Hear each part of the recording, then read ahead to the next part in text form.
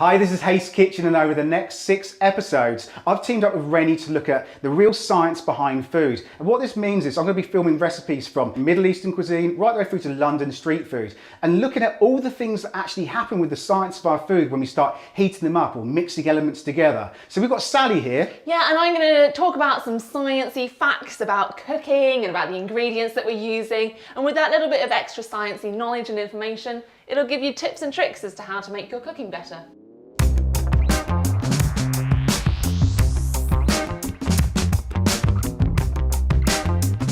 So as part of the series, we're going to be making today a super spicy but really fragrant chicken tikka masala. So we're looking at the science of the cooking and the curry and what we can learn from science to help you make a better curry. This is our chicken tikka masala.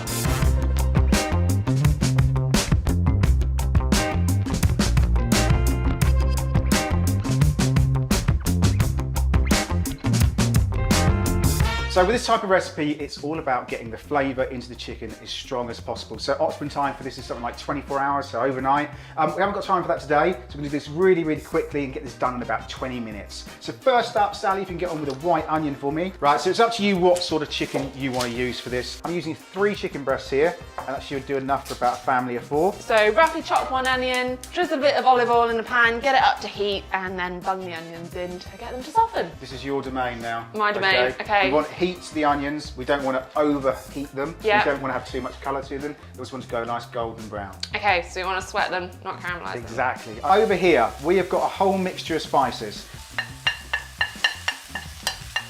Good drizzle of olive oil straight over the top. Now, most people add this to the pan at the same time. The best thing you do is put it into a bowl, put all the spices in there, make sure that it mixes up all the ingredients at the same time, thus flavouring all the chicken.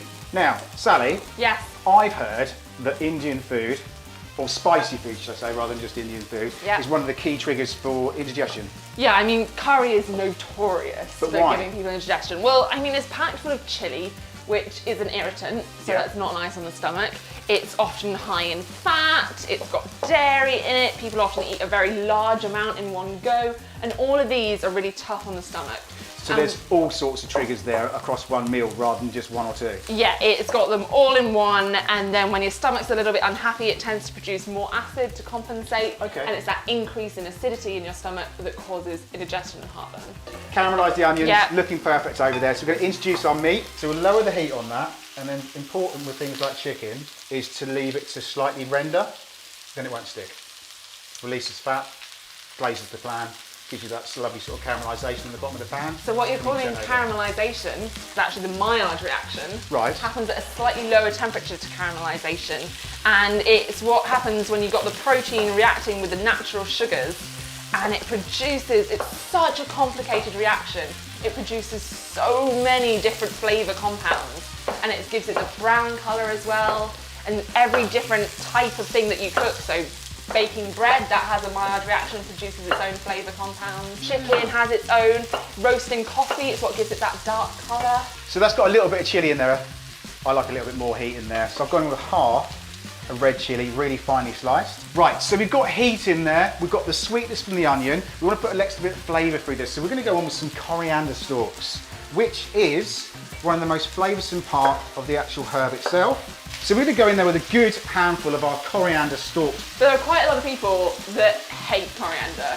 They say it tastes soapy, it's disgusting, and about 10% of that preference is genetic. Actually, you know what, I've had this discussion on this channel numerous times with numerous guests that come on, and that genetic is what makes it taste of soap. Yeah, right? So some of it is genetic, but an awful large part of it is also cultural. So here in Europe, about 17% of people cannot stand coriander. In South Asia, where they make things like curries cooked with coriander a lot, only about 3% of people hate coriander. Did not know that. Yeah. Well, I'm a coriander lover, not a hater. Right, we've got loads of colour to that chicken now, and that pan's really glazed. We want to try and get some of that flavour back off the bottom of the pan and back into the sauce itself. So 1.5 teaspoons of tomato paste, and then we're going to go with a splash of chicken stock. Now, as that's coming back up to heat again, we're going to go in with 1 tin of chopped tomatoes and a good splash, full fat coconut milk. Now with that, you're just going to add a little bit at a time and then reintroduce again. While that's cooking off, we're just going to get on with some rice. So to serve this one up, I'm going to get some rice on. That sauce is rendered down by about half. You can see how thick and glistening that's gone now. Good portion into your bowl. And it smells insanely good in here. Now, I thought this was going to be really hot, so I have toned it down with a little bit more coconut milk. Just because Sally doesn't For me, like hot food. yeah. Yay! Whoop whoop for the upside down rice. And there we go, with our curry. Now to finish this off, a little bit of green garnish. And then finally, just over the top, our cooling element, our yogurt. And there we go, that is our Chicken tikka masala. and it's got a bit of a kick, but not too much. I did weaken it down slightly because Sally's Just got a for bit me. of a weak palate, you see. Yeah. Less sophisticated palate, but let's give it a go. The yogurt should scientifically cool it down a bit. It's not too hot, is it? Not too hot. No. No.